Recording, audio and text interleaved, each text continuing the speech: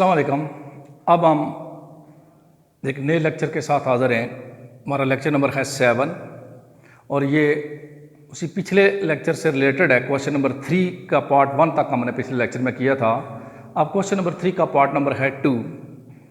ये भी वही है कि find x and why if x plus 3 1 minus 3 3y मनफी 4। ये मैट्रिक्स जो है ये इक्वल है y 1 मनफी 3 2x। इन दो ये मैट्रिक्स और ये मैट्रिक्स इक्वल हैं, तो आप x और y की वैल्यू फाइंड करें। हमने पढ़ा हुआ है मैट्रिक्स इक्वल हों तो क्रॉसपोंडिंग एलिमेंट्स भी इक्वल होते हैं, इसलिए हमने लिखा as we are given matrix are equal therefore their corresponding elements must be equal. तो x प्लस 3 जो है ना उसको हमने इक्वल किया y के, तो हमने लिखा so x plus 3 equal to y and ये 1 इक्वल टू 1 मनफी 3 इक्वल टू मनफी 3 कंपेयर करने से हमें वैल्यू कोई नहीं मिल रही, तो दूसरा हमने लिखा 3y मनफी 4 इक्वल टू 2x। अब यहाँ से हम y को इधर ले आए, x मनफी y 3 को उधर ले गए मनफी 3, इस इक्वेशन को नंबर दे दिया 1 एंड ये 2x भी इधर ले आए माइनस 2x प्लस 3y मनफी 4 को उधर ले गए इक्वल टू 4 और इस इक्वेशन को नंबर दे दिया 2।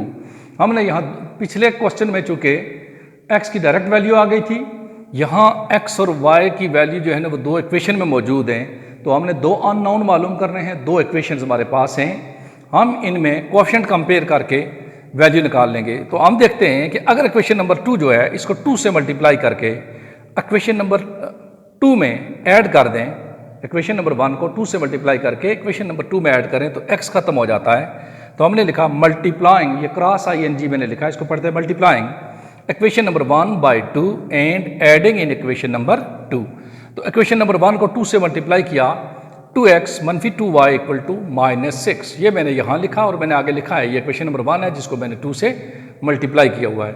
इक्वेशन नंबर 2 मनफी 2x plus 3y equal to 4, ये यहाँ रख के ऐड किया, ये प्लस 2x और माइनस 2x खत्म हो गए, तो मनफी 2y प्लस 3y y आ गया, माइनस 6 प्लस 4 ये मनफी 2 आ गया।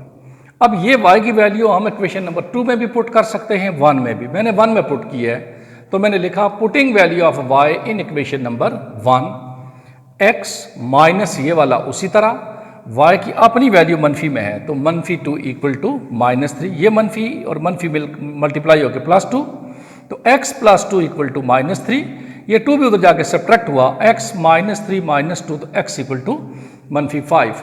यूं x की वैल्यू मनफी 5 और y की वैल्यू मनफी 2 आ गई, तो हमने लिख दिया था रिक्वायर्ड वैल्यूज। अब हम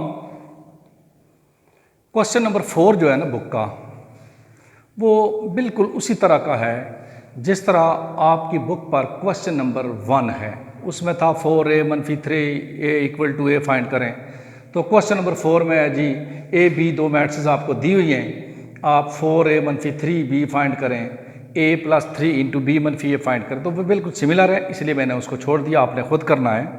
मैं क्वेश्चन नंबर 5 की तरफ आता हूँ। क्वेश्चन नंबर 5 आपका ये है कि find x and y if एक ये मैट्रिक्स दी हुई है 2 0 x 1 y 3 प्लस फिर 2 से ये मैट्रिक्स मल्टीप्लाई हो रही है 1 x y 0 2 मनफी 1 और इन दोनों का सम इक्वल है 4 मनफी 2 3 1 6 1 के। हम इसके सोल्यूशन की तरफ आते हैं। ये जो पहली मैट्रिक्स है 2 0 x 1 y 4, हमने इसको इसी तरह लिखा, इसमें स्केलर मल्टीप्लिकेशन हो रही है, 2 सब से मल्टीप्लाई होगा जितने एलिमेंट हैं इस मैट्रिक्स के, तो हमने मल्टीप्लाई करके लिखा 2 2x 2y 0 4 मनफी 2, ये हमने यहाँ मल्टीप्लाई करके लिखा 2 2x 2y 0 4 मनफी 2। राइट वाली मैट्रिक्स उसी तरह रहने दी। अब यहाँ ऑप्शन तो ज़्यादा हैं जी, ये मैट्रिक्स उधर ले जाएं वो इधर ले आएँ, लेकिन हमने देखा ये दो अलजबरे वाली हैं जिनमें x y है और आपस में ऐड हो रही हैं, इनको इधर इकट्ठा किया, 2 और 2 को ऐड किया तो 4, 0 को 2x में ऐड किया तो 2x, x को 2y में ऐड किया तो x प्लस 2y, फिर 1 को 0 में ऐड किया तो 1, y को 4 में ऐड किया तो y प्लस 4, 3 को मनफी 2 में ऐड किया तो 1। राइट वाली मैट्रिक्स उसी तरह 4 मनफी 2 3 1 6 1 लिखा। अब हम देखते हैं कि एक मैट्रिक्स लेफ्ट साइड पर है, एक राइट पर और इनमें इक्वल है, तो ये मैट्रिक्स आपस में इक्वल हैं, इनके क्रॉसपोंडिंग एलिमेंट्स इक्वल होंगे, तो हमने लिखा as above matrix are equal so their corresponding elements must be equal. अब यहाँ थोड़ा सा सोच के काम करना है, ऐसे ही नहीं लिख देना जी 4 equal to 4 x plus 2y equal to 3 वगैरह। देखें यहाँ ट्रिक इस्तेमाल करें कि जहाँ से डायरेक्ट डिजिटल वैल्यू है वो लिखें। हम देखते हैं कि 4 इक्वल टू 4 से तो हमें कुछ हासिल नहीं होता। ये 2x इस मैट्रिक्स की पहली रो का दूसरा एलिमेंट इस मैट्रिक्स की पहली रो के दूसरे एलिमेंट के मस्ट इक्वल होगा, तो हमने लिखा 2x इक्वल टू -2। फिर अगर हम x plus 2y equal to 3 करेंगे ना, तो फिर हमें x की वैल्यू यहाँ पुट करनी पड़ेगी। जबकि हम देखते हैं कि इस मैट्रिक्स की दूसरी रो का दूसरा एलिमेंट इस मैट्रिक्स की दूसरी रो के दूसरे एलिमेंट के इक्वल होगा और वो डिजिट में है, तो हमने लिखा 2x equal to -2, y plus 4 equal to 6। फिर यहाँ से ये 2 इधर जाके डिवाइड कर गया, तो x equal to -2/2, x equal to -1। आप डायरेक्ट भी यहाँ लिख सकते थे x इक्वल टू -1 बजाय ये डिवाइड करने के। और y प्लस 4 इक्वल टू 6, 4 जाके सब्ट्रैक्ट कर दें तो y इक्वल टू 2। तो ये x और y की वैल्यू आ गई, x इक्वल टू -1 और y इक्वल टू 2, और ये हमारा क्वेश्चन मुकम्मल हुआ। अब हम क्वेश्चन नंबर 6 पर आते हैं 3.1 के। क्वेश्चन ये है कि अगर a की वैल्यू है aij 3/3, यानी a एक मैट्रिक्स है जिसमें 3 रोज और 3 कॉलम हैं, लैम्डा और म्यू इसमें 2 स्केलर हैं, तो साबित करें कि म्यू a इंटू लैम्डा, यानी पहले मैट्रिक्स को म्यू से फिर लैम्डा से मल्टीप्लाई करें, तो वही जवाब आता है जो मैट्रिक्स को लैम्डा म्यू इकट्ठा उससे मल्टीप्लाई करें। इसका एक तरीका तो ये है कि हम मैट्रिक्स को, ये चूंकि 3/3 ऑर्डर की है, तो इसके अंदर 9 एलिमेंट लिखें, a11, a12, a13, और फिर पहले म्यू से मल्टीप्लाई करें, फिर लैम्डा से उसको नंबर 1 करें, फिर राइट हैंड साइड लें। लेकिन ये इस तरह काम लंबा हो जाएगा और ये शॉर्ट क्वेश्चन है हमारा, इसलिए हम क्या करते हैं, लेफ्ट हैंड साइड लेते हैं। पहले हम लेते हैं म्यू a, तो म्यू उसी तरह लिखा, a की जगह उसकी वैल्यू लिखी। अब aij का मतलब है कि a मैट्रिक्स के सारे एलिमेंट, हमने जनरल फॉर्म में पढ़ा था ये। तो आपने स्केलर मल्टीप्लिकेशन में पढ़ा हुआ है कि जब आप स्केलर मल्टीप्लिकेशन करते हैं तो वो स्केलर मैट्रिक्स के तमाम एलिमेंट से मल्टीप्लाई होता है, तो ये म्यू भी तमाम एलिमेंट से मल्टीप्लाई होगा। और तमाम को हम, अगर मैट्रिक्स का नाम a हो तो a से ज़ाहिर कर देते हैं, b हो तो b से ज़ाहिर कर देते हैं। तो यहाँ हमने तमाम एलिमेंट्स को a से ज़ाहिर किया हुआ, ij उसकी रोज़ और कॉलम है और इसका ऑर्डर 3/3 है। अब ये जब मैट्रिक्स हमारे पास म्यू a आ गई, इस म्यू a मैट्रिक्स को हमने लैम्डा से मल्टीप्लाई किया। पहले काम हमने ब्रैकेट के अंदर वाला किया, तो लैम्डा, ये म्यू इंटू aij, ये हमारी म्यू a मैट्रिक्स थी। लैम्डा भी स्केलर है, ये इससे जाके मल्टीप्लाई होता, बना लैम्डा म्यू aij। अब जिस तरह आप किसी मैट्रिक्स में के अंदर किसी स्केलर से जब मल्टीप्लाई करते हैं तो वो मैट्रिक्स के अंदर जाके तमाम एलिमेंट से मल्टीप्लाई होती है, इसी तरह मैट्रिक्स के हर एलिमेंट से कोई चीज़ कॉमन भी ली जा सकती है।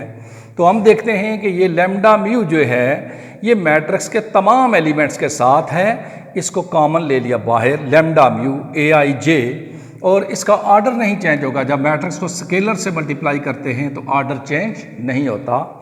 अब लैम्डा म्यू तो रहने दिया, aij 3/3 मैट्रिक्स का नाम हमने a रखा हुआ, तो उसकी जगह ये पुट कर दिया, तो यूँ इसकी ये राइट साइड बन गई। हमने साबित कर दिया कि lambda into mu a equal to lambda mu into matrix a।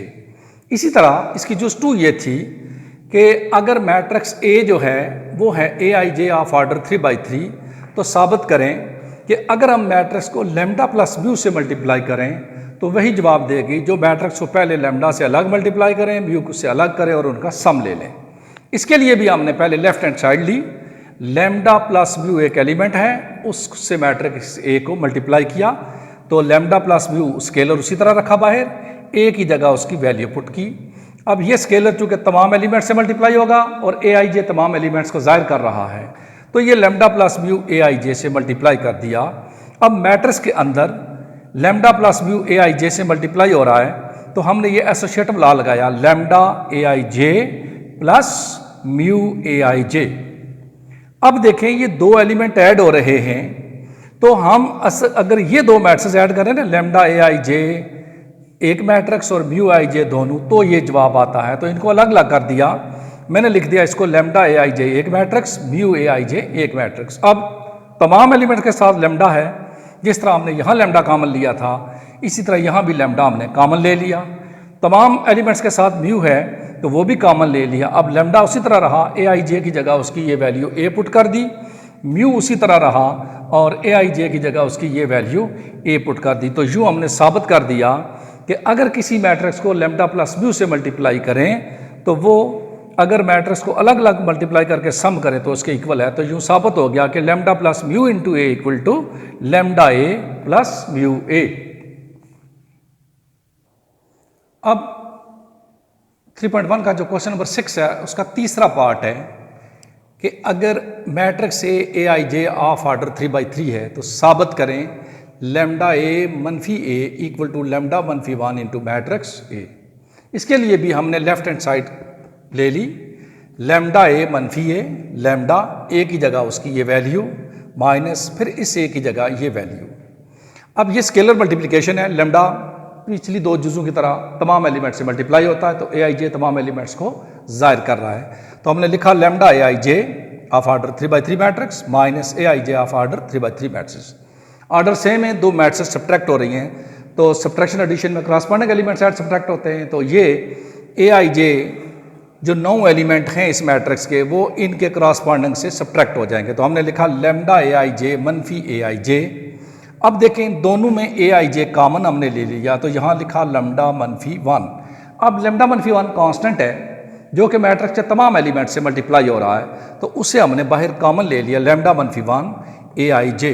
Lambda मनफी 1 उसी तरह रखा, इस ए आई जे 3/3 की जगह उसकी नाम रख दिया मैट्रिक्स ए का।